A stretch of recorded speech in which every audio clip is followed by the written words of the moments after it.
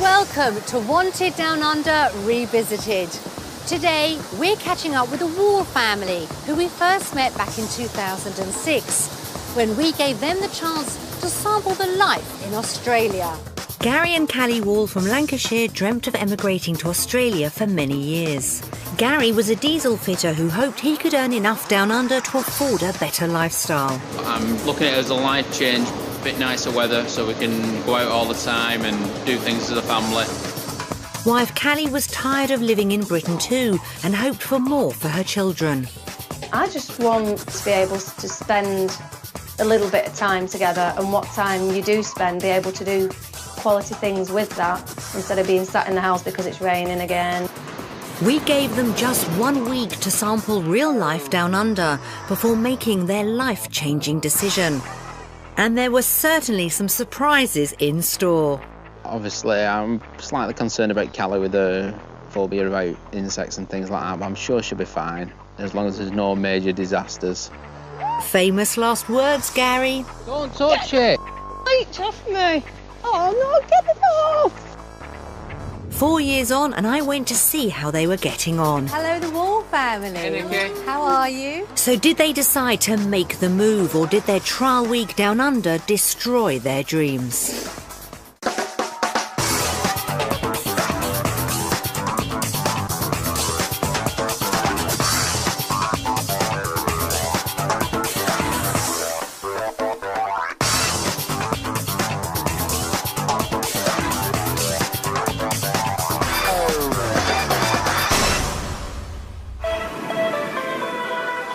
Wanted Down Under puts British families to the ultimate test by giving them the chance to try life in Australia. They have just 1 week to find out about homes, work and lifestyle before voting on their future. But what happened next? We've caught up with some of our original families to find out where they are now. In 2006, the Walls from Lancashire were facing a life-changing decision, whether to stay in the UK or to move to Australia. We gave them a week to experience every aspect of life down under. But was it all they dreamt it would be? 4 years ago, the Walls from Bury were considering making a life-changing decision and moving their family down under. It's the same with anyone. You get up in the morning and it's sun shining, you feel better automatically. It was a lifestyle that Gary was keen to try out too, as he was fed up with the lack of sunshine in the UK. Hopefully, what we have in summer, we'll have there all year round. That is the main reason we're going. What the weather brings, the family life outside. I hope we can do a lot more things as a family. It's just chaos there. He's working all day, I'm working at the evening, and we get 1 day a week that we spend as a family. They also thought it would be a better place to bring up their children, Zach and Jodie. Both the children are outdoor children. They love being outside. Zach drives us potty when he's inside. As a qualified diesel fitter, Gary's skills were in demand down under, but he was worried that if they moved, he would have to take a step back. I'm probably working on stuff that I'm working on maybe 10 years ago here. So it's going to be a big step backwards for me. Outgoing Callie knew only too well how hard it would be to leave friends and family behind. I miss my friends. I'm a very, very people person, and I will struggle with that. I know now I'll struggle with that. To help Gary and Callie consider the massive risk they'd be taking, we sent them to Queensland. There were 3 different lifestyles to choose from. 1 in the city, 1 in the country and 1 on the coast. Option 1 was on the Gold Coast. With its world-renowned beaches, it was a mecca for surfers and tourists alike. Properties were booming out here, especially homes on the waterfront. Contemporary pads like this offered salubrious living, but had a high price tag, hitting the $1 million mark. Our family would have had to venture further inland to the more affordable suburbs, where they could have easily picked up a 3-bedroom home for their £180,000 budget. 4 years ago, there was plenty of potential work for diesel mechanics like Gary, but he would have had to work 7 days a week to match his £35,000 UK salary. Still, surfer's paradise would have been on his doorstep, so Gary could have hit the waves after a hard day at the garage. Option 2 was Brisbane, the capital city of Queensland. Brisbane's South Bank provided barbecues, splash parks and even a purpose-built city beach, which would have been perfect for families like the Walls with young children. Central city properties were expensive and small 2-bedroom apartments like this would have sold for a minimum of £250,000.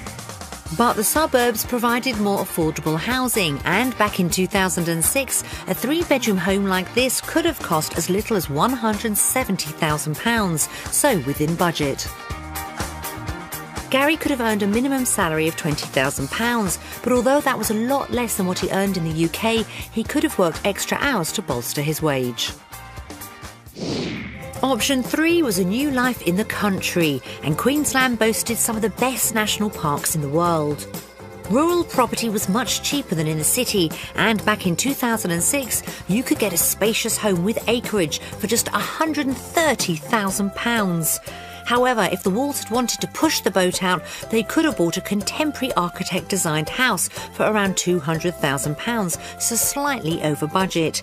If Gary had worked as a diesel mechanic in the booming mines, he could have earned a salary of up to £40,000, so slightly more than what he earned in the UK. However, he may have had to live away from his family and would have been miles from the beach. So 3 very different options, but which one did they go for? The Walls trialled city life in Queensland with a week in Brisbane. They both felt it would offer them the best chance to find out about life down under. But did it live up to their expectations? It was time for the family to set off for the airport. A massive 22-hour flight lay ahead of them. It was a make-or-break trip for Gary and Callie. They arrived at Heathrow Airport excited about the week ahead. I think it'll be great to see the different way of life and test out all the things in advance.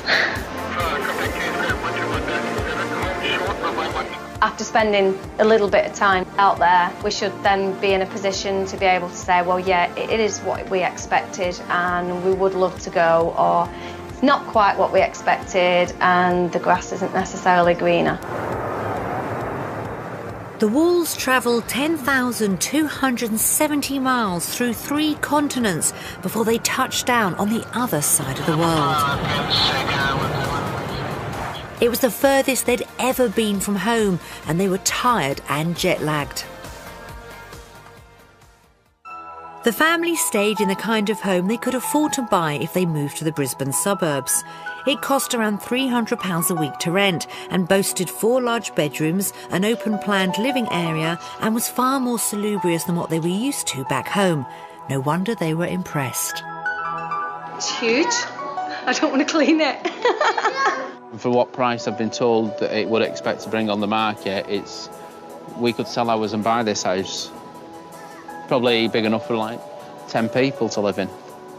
Yeah, it's like a hotel. Only I'll be doing the cooking. The half-acre garden had an outdoor play area for the children, complete with a trampoline. It's practical. The children can actually use it here, whereas at home they probably use it a couple of weeks of the year. Some friendly neighbours, Gayleen and her husband David, popped in to introduce themselves, and conversation quickly turned to that old British favourite, the weather. I think this is like our hottest day, like it is today. You're going to melt in summer.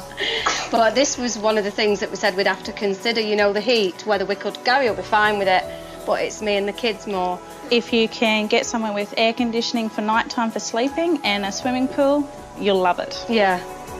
Fitting in with the locals and making new friends was really important to Callie and Gary, and 4 years ago they seemed to be succeeding with their quest. But Gayleen's idea of close neighbours was a bit different to Callie's. Can't believe how close the neighbours are. Do you think this is close? Yeah, seriously, I couldn't handle it. It'd do my head in. With the whole family settled in, they needed to get some rest and recover from their journey. They had a life-changing week ahead as their Australian dream was about to be put to the test.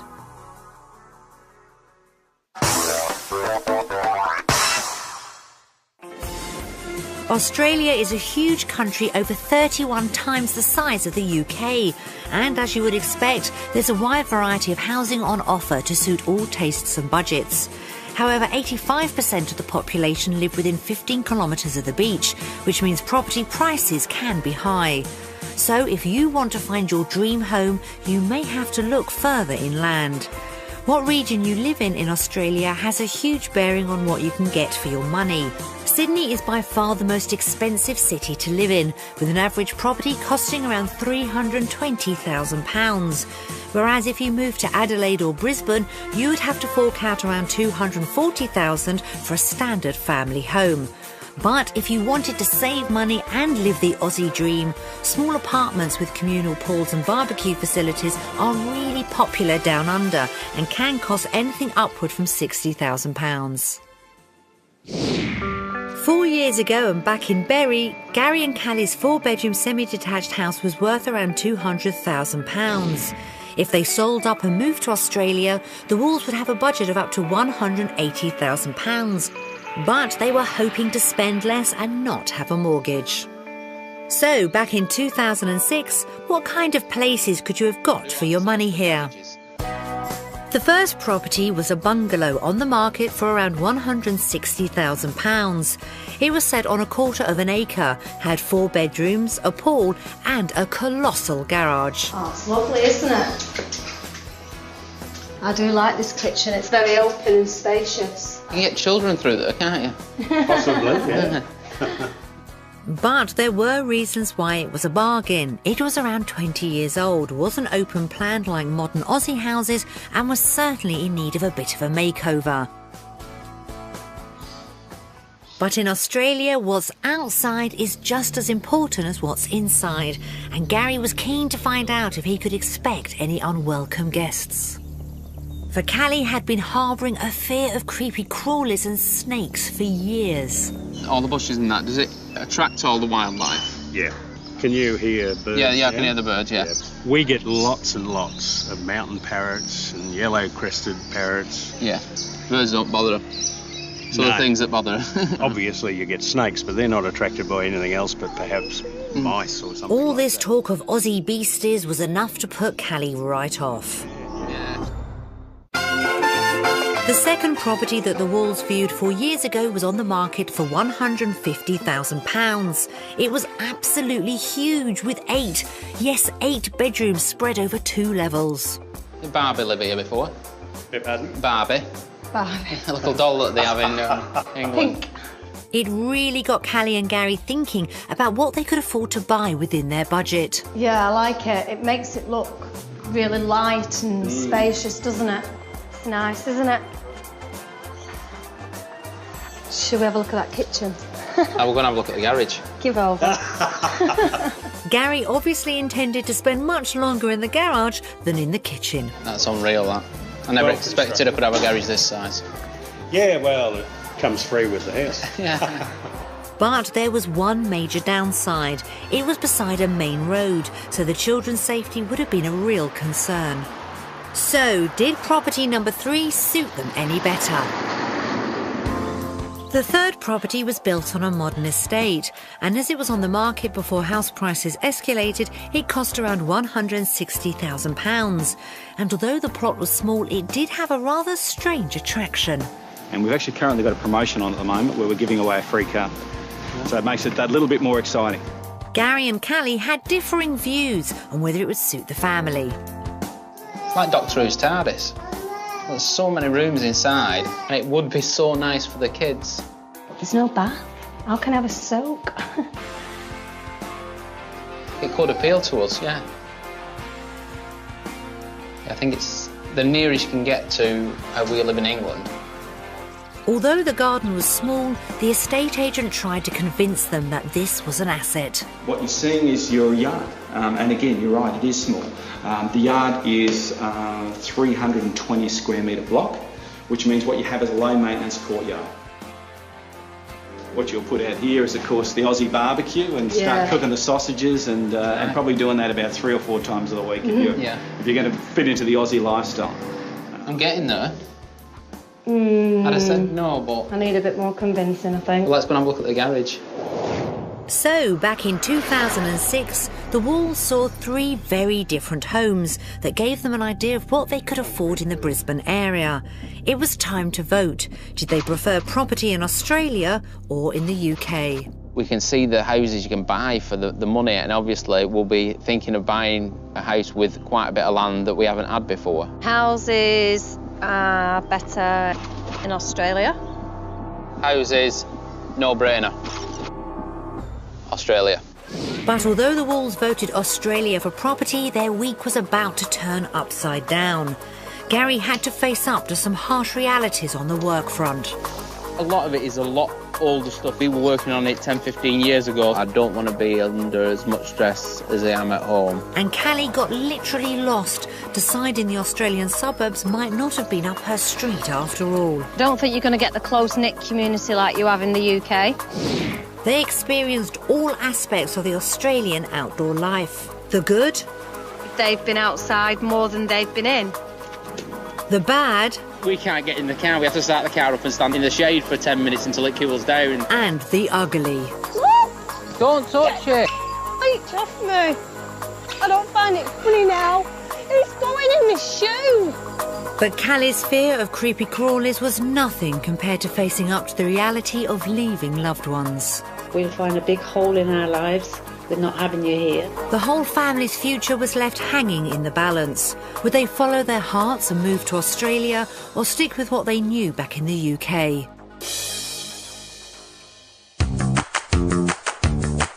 Four years on, and where are the Wall family now? Despite all their worries, they decided to take the plunge. They've lived here for 3 years now and bought a 4-bedroom bungalow in rural Queensland. They have a massive 2 acres of land, a huge swimming pool, and the world-famous beaches of the Gold Coast are only an hour's drive away. So the whole family can lap up the surf whenever they please. But is their new life in Australia as good as it seems? I paid them a visit to see how they're getting on.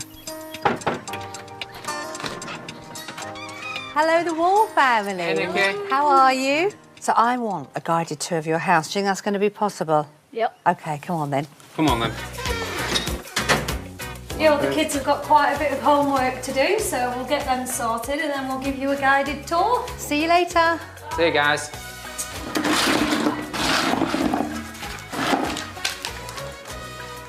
It looks very impressive as you walk in. It's massive.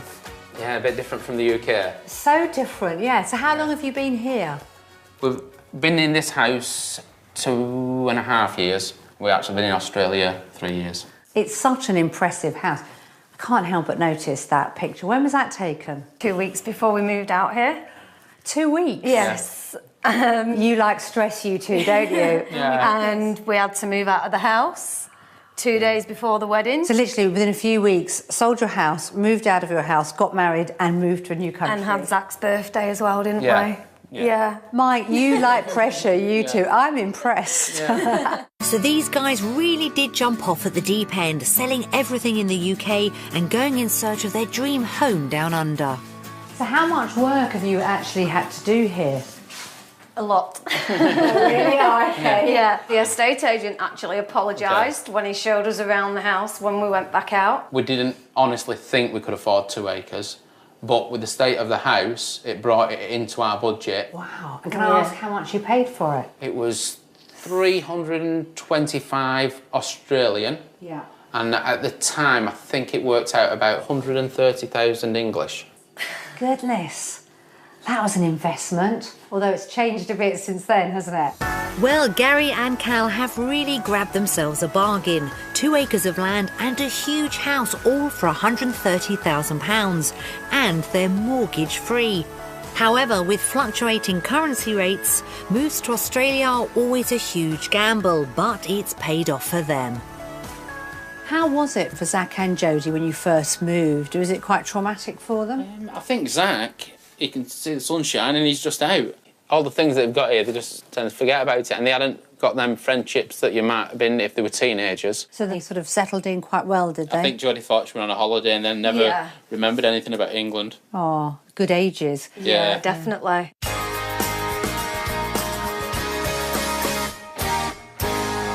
Oh, now this is pretty. This isn't your room, is it, Gary? No. Jodie's room, gorgeous. Did she pick the colours on the wall? No, we did it all as a surprise for her. Yeah. Oh, she must love it. All the little girly touches everywhere. Yeah, she's a proper little princess. She is. Just looking at her view from her window, I mean, that to me looks like a park. I've just realised that's your front garden, and it's so quiet. But I say you've got the whole community around you. Yeah.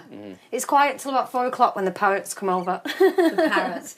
That's a worry, isn't it? The noise of the parrots rather than the traffic. Yeah, sometimes we can have like 200-300 in the front garden, and they're all probably a foot high.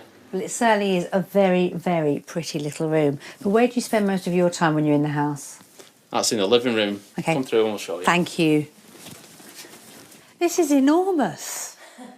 This was originally the garage when we bought the house. It did have 2 double garage doors on, which we replaced with windows and turned it into a big family area. The same size as our downstairs in England for one room. This one room? Yeah.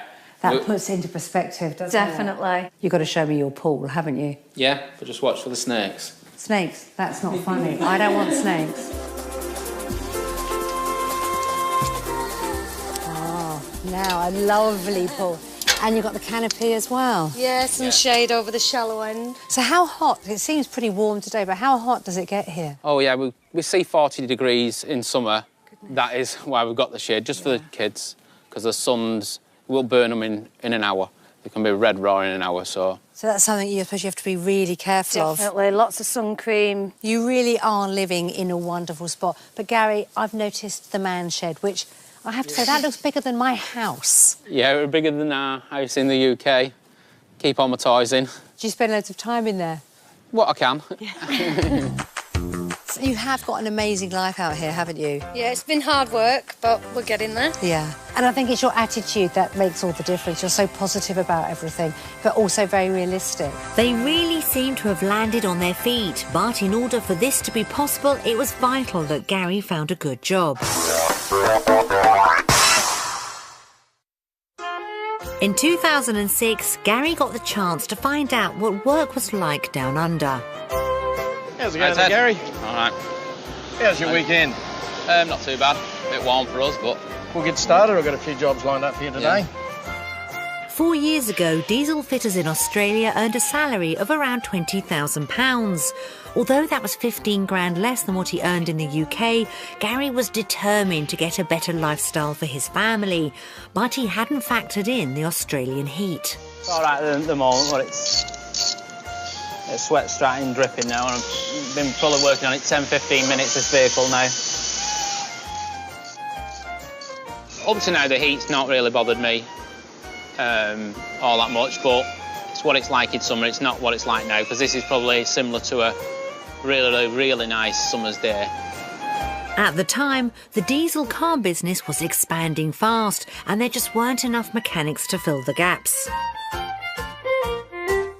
We have advertised in the local papers for weeks on end and got absolutely no replies.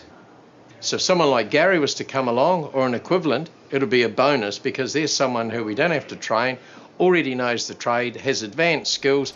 He'll step straight into a job. But Gary found that working in Oz was like stepping back in time.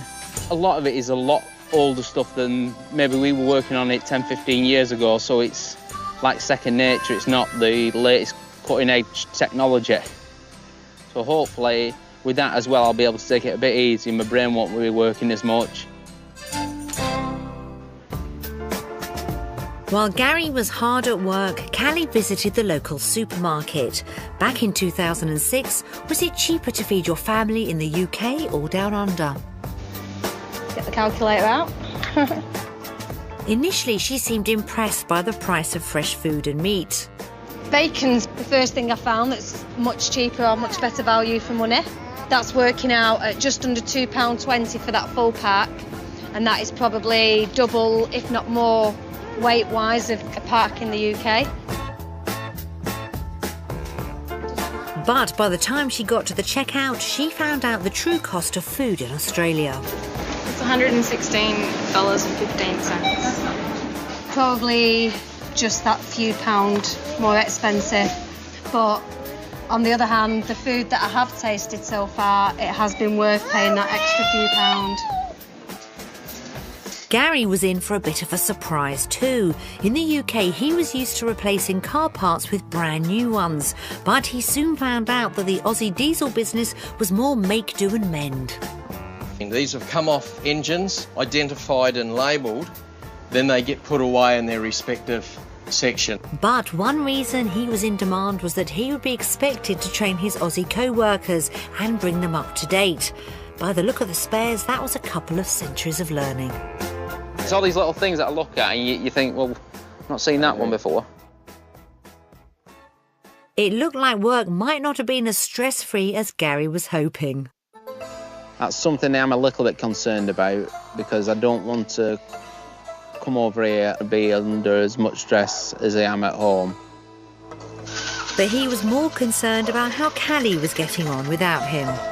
Callie's there on her own with the kids. She will be tired with kids, because she'll have had kids now for about 4 or 5 hours. Zach will have been constant nagging at her to do things. She can't get out of the house unless she's going to have a walk somewhere. That's going to be hard for her. Unfortunately for Callie, she was finding out that the downside of everybody having bigger gardens was that everything was further away. So with 2 small children, a simple walk to the park could turn into a real trial. Actually out looking for a little park. We've been told there is one around here somewhere. It is a bit of a hike to it. Jodie struggles with the heat and her little legs. For the first time, she was really starting to worry about whether she could live here.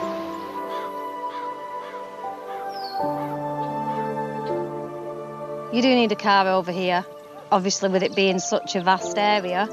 Not everything is on your doorstep. So we've not found a park yet, have we? After an hour of walking, they finally tracked down the local park. An outgoing Callie used it as an opportunity to quiz expat Jean about the differences between the outdoor lifestyle in Australia and the UK. And hopefully over here, they'll opt to play out. They do, rather than sit inside. And the only thing is that then you stress about, have they got their sunblock on? Have they got the hat on? Have they got sunblock on? And because if you say to kids in the UK, I'll put your coat on, and they say no, they'll come back in 10 minutes and put their coat on because they've got cold. How are you going with all the kind of insects and everything? I'm not too bad as long as they're not on me. I sort of tend to go in the opposite direction if I see some. I'm not as bad as I thought I'd be. Yeah. But I haven't been confronted on my own with anything as yet. While Callie got to know the locals, it was decision time for Gary. Was work better in the UK or Australia? Work for me at this moment is better in England. Oh dear, a vote for the UK was hardly promising. 4 years on, I got the chance to quiz Gary about work. Now, how does your job compare to what you did in the UK? Because I know when you first came out, Gary, you were worried it was quite different. It was something that you'd done in the UK 10 years ago. Yeah, the job out here is very similar, but still it's quite a bit behind the UK. Although Australia is progressing with the new vehicles that are coming in all the time, sometimes you feel a bit bored, but I don't do full-time now. We only do 3 days a week, and we can just go to the beach at dinner time from work if I'm getting a bit sick of it. In Australia, distances are vast, and Gary's having to get used to a much longer journey to work. I'm getting up now at 6 o'clock in the morning to get to work for 8. It is an hour's drive. Although it's through one of the nicest rainforests in the world, I've still got an hour commute every morning. Initially, Gary was worried that a move to Australia may mean a pay cut, but that hasn't been the case. I'm only away from the family for 3 days a week. I probably do about 20 hours work, and I'm actually earning for 3 days more than I would earn for a week in the UK. Despite his increased salary and better work-life balance, Gary still has a burning issue. When we get in November, January, February, we can be looking at 40 degrees inside here. It's no air conditioning, so it does get quite warm. There's dust blowing everywhere, and it's hard when that happens. But has he been hot enough to impress his boss? It took me about 12 months to understand what he was saying. But no, Gary's really easygoing. Nothing phases him. Although Gary's fitting in now, the journey getting there has been far from easy. It all looks good, but it's been a hard 3 years for me and my family. Just getting to know people in the trade that I work in, know people in family life. It is very hard. Even if you just wanted to go and have a chat with a friend, you have nobody when you get here. But it's his wife, Callie, who's always on Gary's mind. I think my wife finds it very hard at times. And some days I know she wants just people to be around her and her friends in the UK, but she's stuck with it. Life may have been very hard for Callie in the beginning, but she seems to have turned things around and has even started her own business. We decided to set the business up and just basically try and help families avoid the pitfalls that we made and make their move a lot less stressful than ours was. Callie rents out a number of furnished properties to new migrants so they have somewhere to stay from day one. She also helps them settle in as they start their new lives down under. So how have you found it so far? Yeah, it's been good. Only got in last night, so we're still trying to adjust to times and things. Yeah, normally it takes the littlies about a week to get the body clock into a routine again. It has been a complete role reversal for Callie as she now helps others settle into a new life. You live in quite a sort of semi-rural area. How do you find the community here? Are they very welcoming? Yeah, most of them are very friendly, very helpful. You pop into the shop and they'll say hello and they know your name and, yeah, they do like the banter. Yeah, I think what we've found with them, if you give it back as much as you get it, you just fit in fine. You're always going to be slightly different, but they're laid back, and as long as you've got thick skin, after a bit, you just become one of them anyway. Now, one of the main reasons you both wanted to emigrate to Australia was to spend more time together as a family. And Gary, you're working now 3 days a week, very jealous. And Cal, you're working part-time. Have you managed to achieve that? Have you really seen the difference? Getting home from work in the UK, where I came in, the kids were doing the homework or maybe getting ready for bed if we were late. Where I come home here, if I get home at 4 o'clock, we can have 2 hours in the pool, have a barbecue. And it's like you're on holiday, but you have to sometimes think, I'm not on holiday, this is my life now. And that's the big difference, but it's all down to the weather. Like the Walls, part of the reason many people would love to move to Oz is to get away from the grind of the daily commute. But is the traffic any better on the other side of the world? And how easy is it to drive down under? Since moving to Australia, Gary has spent a lot of his time in the car and has had to get clued up on driving down under. Aussies drive on the left-hand side of the road like us, and in built-up areas the speed limit is about 35 miles an hour. But be warned, in Brisbane rush hour you'd be lucky to be going so fast. Good morning, taking a look at roads across the Brisbane metropolitan area, and not what you like to hear on a Monday morning. Traffic Ranger Katrina thinks Brisbane's road chaos is getting worse. We've got a growing trend in Brisbane. A lot of people are moving to Queensland from down south, so we're finding greater traffic volumes on the roads. All pretty familiar to the British driver then, but from up here you can see the main difference in Aussie driving. If we compare things with the United Kingdom, I'd probably have to say the vastness of distance. I think being able to be in the sky really does have an advantage. With 800 kilometres of public roads in Australia compared to a mere 28,000 in the UK, there's a lot of space to travel down under. But examples of road rage seem few and far between in laid-back Australia. Australians tend to be a little bit more laid back, and we like to think we're laid back behind the wheel too. I think the stress levels in society is going to be translated onto the road, so a less stressed society means a less stressed road. And there's one more thing you need to be aware of. Kangaroo on the loose is a common part of our script, actually. You know, watch out for Skippy, but it's the truth. We do come across a lot of wildlife. Callie Wall was tired of living in Britain and wanted more for her children. I just want to be able to spend a little bit of time together, and what time you do spend, be able to do quality things with that instead of being sat in the house because it's raining again. Hopefully, what we have in summer, we'll have there all year round. That is the main reason we're going. What the weather brings, the family life outside, I hope we can do a lot more things to the family. We took them on a trial week down under. Despite work disappointments and the daunting suburbs, they fell in love with Australia. When it came to the final vote, both were united. Australia. I think overall, Australia. 4 years on, and I came to visit the Walls in Oz to see how they were getting on. So literally within a few weeks, sold your house, moved out of your house, got married and moved to a new country. Yeah. Mike, you like pressure, you two. I'm impressed. But although they're living it up on a 2-acre pad and the children are lapping up the pool, life has been far from easy. It all looks good, but it's been a hard 3 years for me, my family, just getting to know people. I think my wife finds it very hard at times. And when it comes to listening to messages from her family, Callie has to face up to some home truths. It's quite difficult when they first went, especially the first Christmas. We'll miss their growing up, and we probably will, I suppose, lose them in a way. I always come across as the Joker and quite a hard character, but yeah, no escaping it. Is Callie really happy down under, or does she secretly suspect they have made the wrong decision?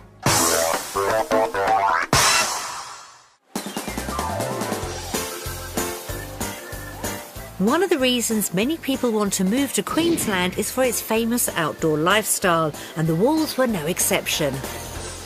How nice is that, Zach? That's lovely, that, isn't it? They had dreamt of being able to play out in the sun 12 months of the year. So in 2006, we gave them the chance to experience everything the Queensland lifestyle had to offer. Zach wasted no time teaching the locals a thing or two about a certain English sport. But did the lifestyle live up to their high expectations? Being near a beach would be more of a necessity. So that hopefully when the children come home from school, instead of sitting in the rain like you do in the UK, you'll be able to pack your towels, come down to the beach for an hour, wait for Dad to come home from work, have the barbie, and that's your evening. But Gary was still worried about the sun. The heat's a major factor we're going to have a think about, especially where we are. We can't get in the car, we have to start the car up and stand in the shade for 10 minutes until it cools down. That was a bit of an issue if you have to rush somewhere.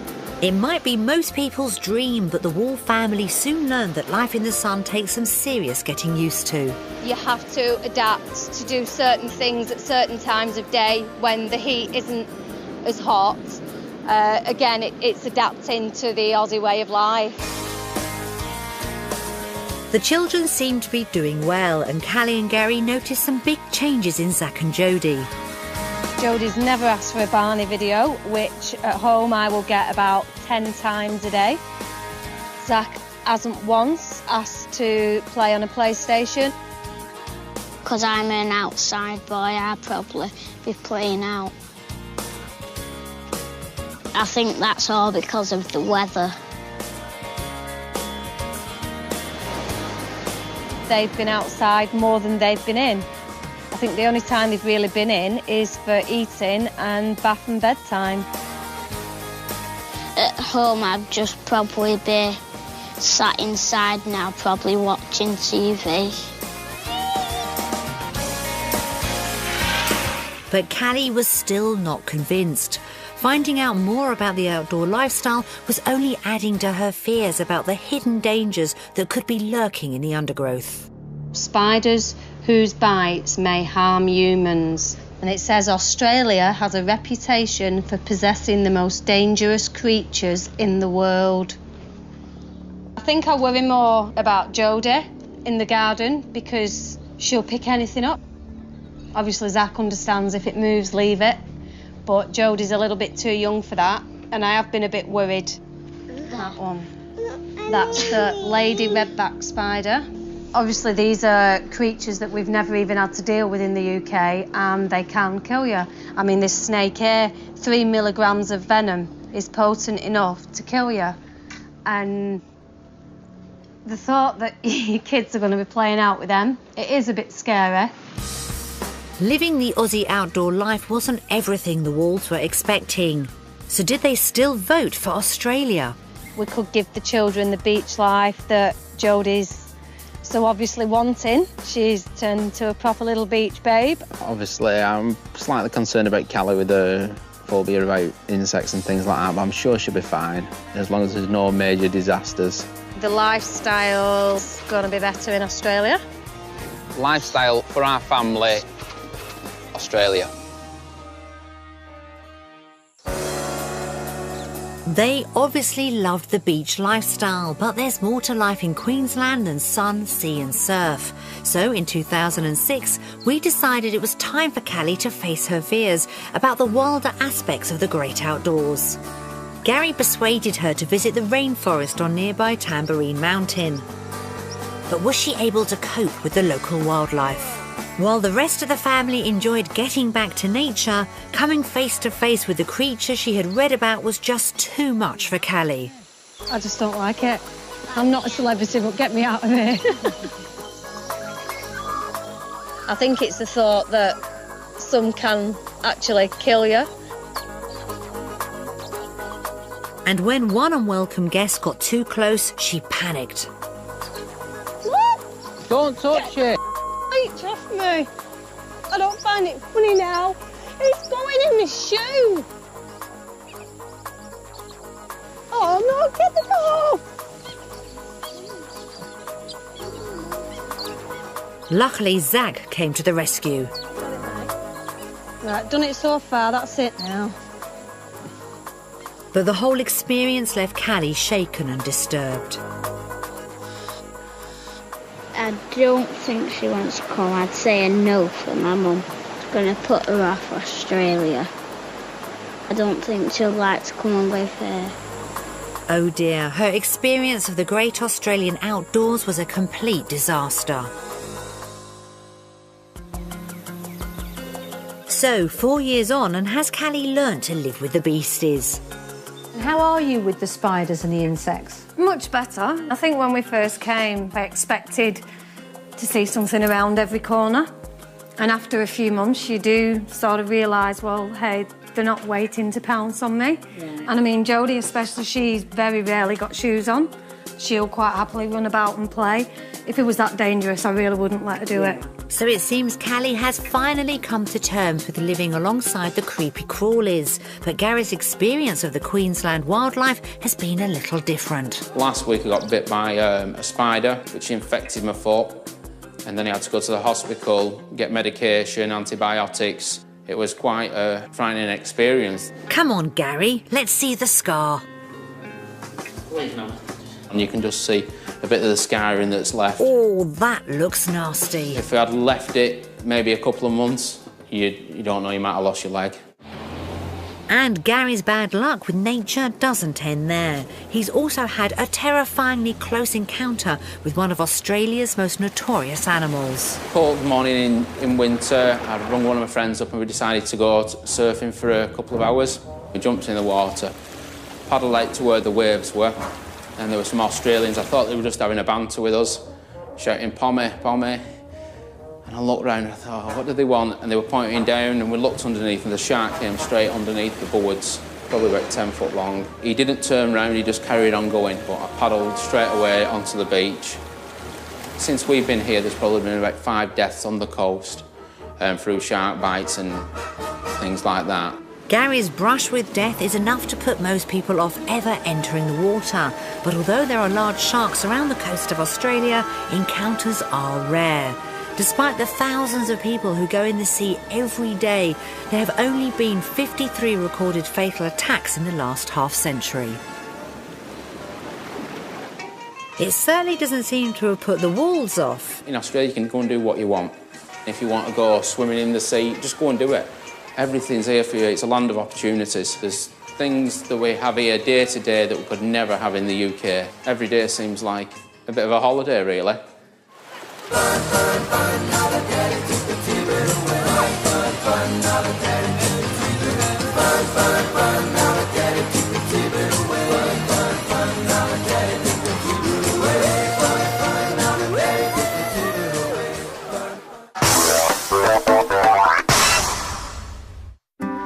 They've tried everything to make the move work. The Walls had to face up to the prospect of leaving loved ones behind. Back in 2006, we showed them some recorded messages from their friends and family in the UK.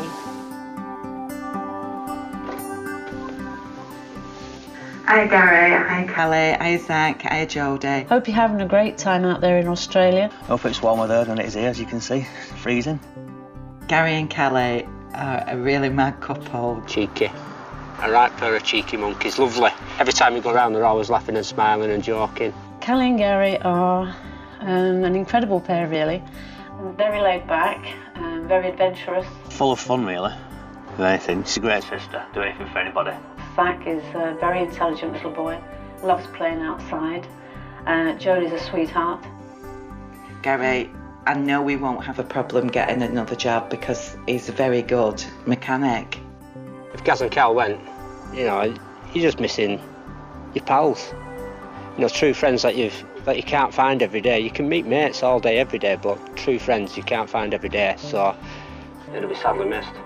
If they decide to move out there permanently, I'd be gutted. I'd be happy for them, but I'd be gutted as well, because a lot of our family revolve around Zach and Jodie, and so when they're not there, they'll leave a big hole in all the family, yeah. If they decide to go, my life's going to feel a bit empty for a while, and I should feel sad, but also I should feel happy for them because it's something they've thought about, something they want to do. So yes, I'm going to be happy for them. I'm going to be out on that drive waving and singing. I'm not going to cry. I'm not going to cry. No, I will not cry because she will cry, and then everybody will be crying.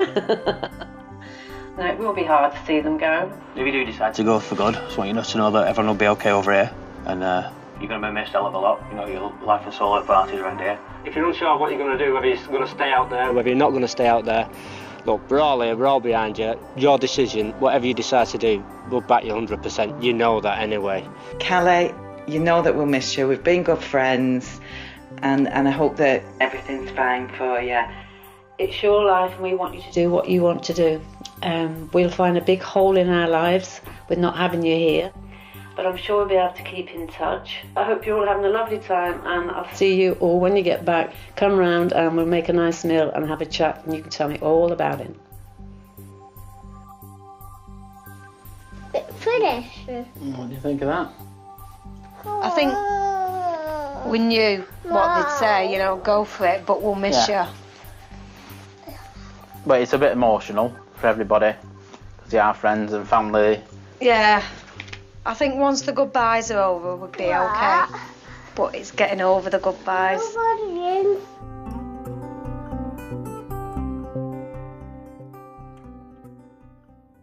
So the Wall family, you've been here 3 years now. So how hard was that, saying goodbye to your friends and to your family? Horrendous. Yeah, but it's unavoidable. Yeah. Yeah, but it's not nice. Is that? No, and I think you miss them for the first few months. You miss everybody with the little things they could help you with. You are on your own as a family. And I'd say the first 6 months is the hardest. Well, you've certainly made a success of it in the 3 years that you've been here. But we couldn't come out and not bring a message from home. Oh. So there you go. Do you want to put it on? I'll put it on.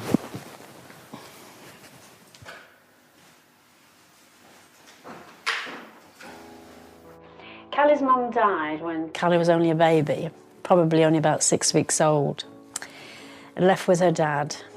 And my husband and I, we didn't get any children, and I suppose When Callie was there as a baby, probably my maternal instincts kicked in.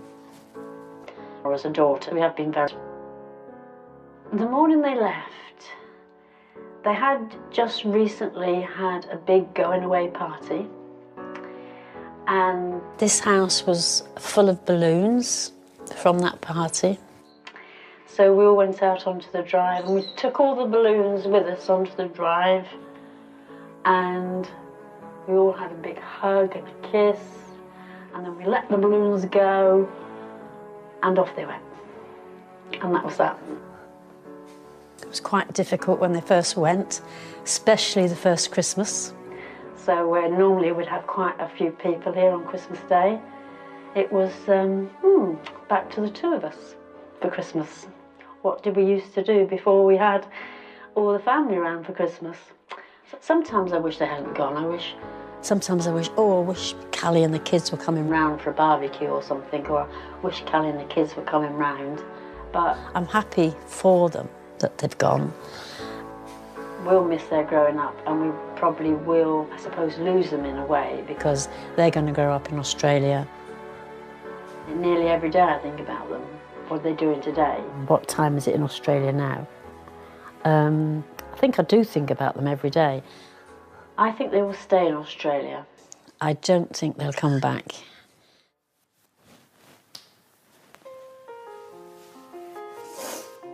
So how was that?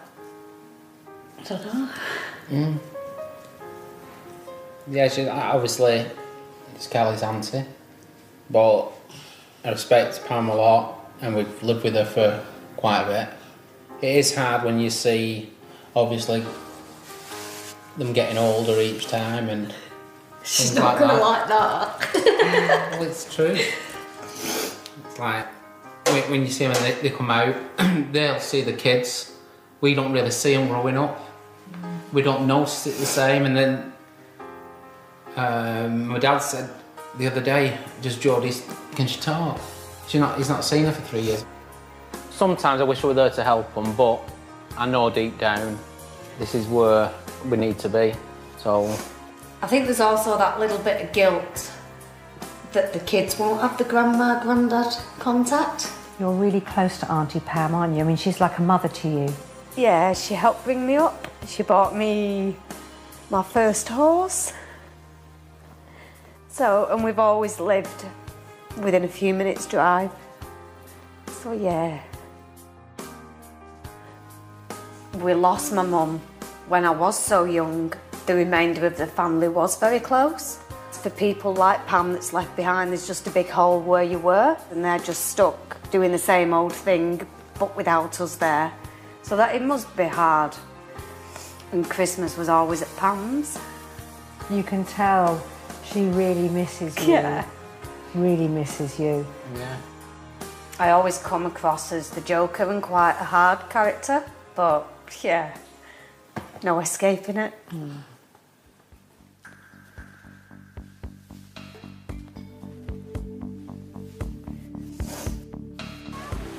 Back in 2006, Callie Wall dreamt of a new life down under, where the sun always shines. It's the same with anyone. You get up in the morning and it's sun shining, you feel better automatically.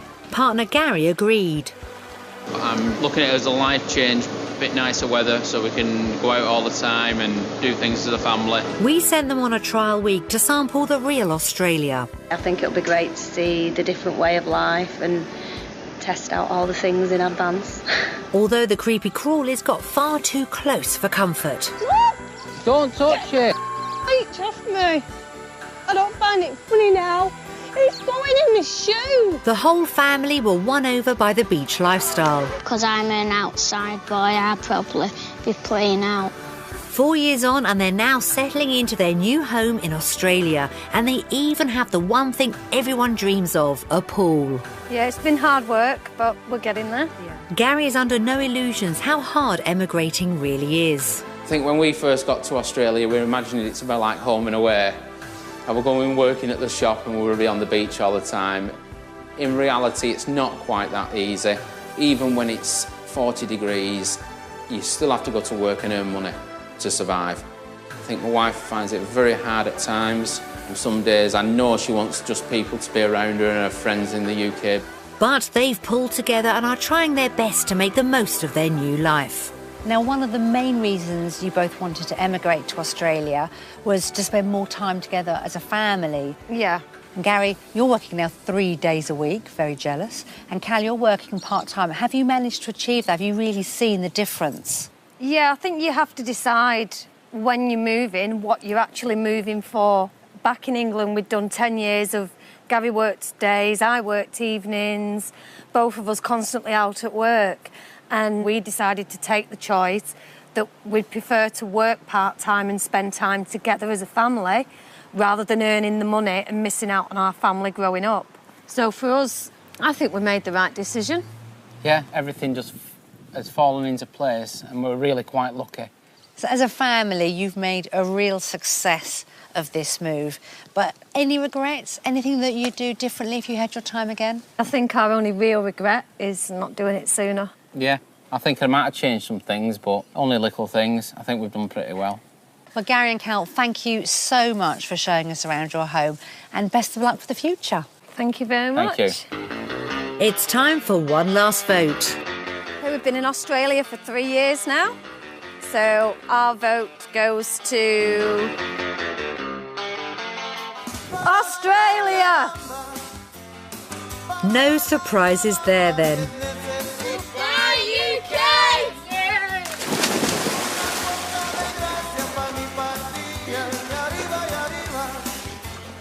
The Walls have made the move to Australia, and although it hasn't been easy, it's clear that Gary, Callie, Zach and Jodie have settled down under and everyone seems happy.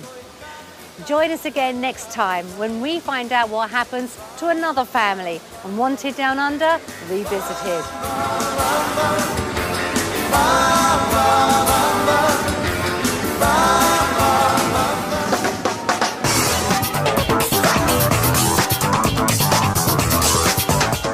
The best of Homes Under the Hammer is next on BBC One after the news. Then we're clearing out clutter to fund a lifelong ambition in Cash in the Attic at 11:30.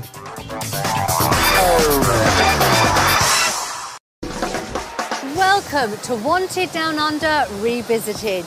Today, we're catching up with the Wall family, who we first met back in 2006, when we gave them the chance to sample the life in Australia. Gary and Callie Wall from Lancashire dreamt of emigrating to Australia for many years. Gary was a diesel fitter who hoped he could earn enough down under to afford a better lifestyle. I'm looking at it as a life change, a bit nicer weather so we can go out all the time and do things as a family. Wife Callie was tired of living in Britain too and hoped for more for her children.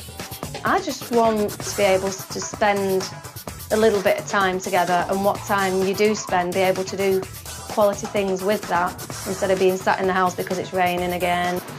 We gave them just 1 week to sample real life down under before making their life-changing decision. And there were certainly some surprises in store. Obviously, I'm slightly concerned about Callie with her phobia about insects and things like that, but I'm sure she'll be fine, as long as there's no major disasters. Famous last words, Gary. Don't touch it! Reach off me! Oh no, get it off! 4 years on, and I went to see how they were getting on. Hello, the Wall family. Hey, Nikki. How are you? So did they decide to make the move, or did their trial week down under destroy their dreams?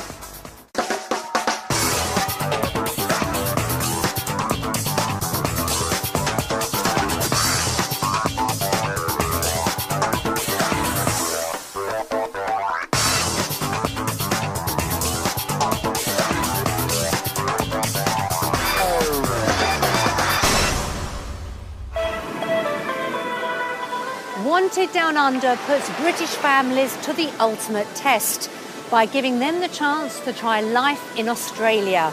They have just 1 week to find out about homes, work and lifestyle before voting on their future. But what happened next? We've caught up with some of our original families to find out where they are now. In 2006, the Walls from Lancashire were facing a life-changing decision, whether to stay in the UK or to move to Australia.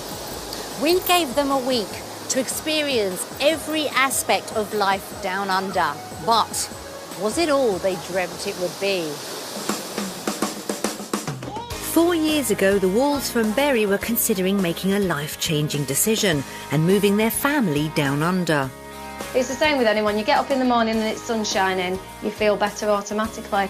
It was a lifestyle that Gary was keen to try out too, as he was fed up with the lack of sunshine in the UK. Hopefully, what we have in summer, we'll have there all year round. That is the main reason we're going. What the weather brings, the family life outside. I hope we can do a lot more things as a family. It's just chaos there. He's working all day, I'm working at the evening, and we get 1 day a week that we spend as a family. They also thought it would be a better place to bring up their children, Zach and Jodie. Both the children are outdoor children. They love being outside. Zach drives us potty when he's inside. As a qualified diesel fitter, Gary's skills were in demand down under, but he was worried that if they moved, he would have to take a step back. I'm probably working on stuff that I'm working on maybe 10 years ago here. So it's going to be a big step backwards for me. Outgoing Callie knew only too well how hard it would be to leave friends and family behind. I miss my friends. I'm a very, very people person, and I will struggle with that. I know now I'll struggle with that. To help Gary and Callie consider the massive risk they'd be taking, we sent them to Queensland. There were 3 different lifestyles to choose from. One in the city, one in the country, and one on the coast. Option 1 was on the Gold Coast. With its world-renowned beaches, it was a mecca for surfers and tourists alike. Properties were booming out here, especially homes on the waterfront. Contemporary pads like this offered salubrious living, but had a high price tag, hitting the $1 million mark. Our family would have had to venture further inland to the more affordable suburbs, where they could have easily picked up a 3-bedroom home for their £180,000 budget. 4 years ago, there was plenty of potential work for diesel mechanics like Gary, but he would have had to work 7 days a week to match his £35,000 UK salary. Still, Surfer's Paradise would have been on his doorstep, so Gary could have hit the waves after a hard day at the garage. Option 2 was Brisbane, the capital city of Queensland. Brisbane's South Bank provided barbecues, splash parks and even a purpose-built city beach, which would have been perfect for families like the Walls with young children. Central city properties were expensive, and small 2-bedroom apartments like this would have sold for a minimum of £250,000.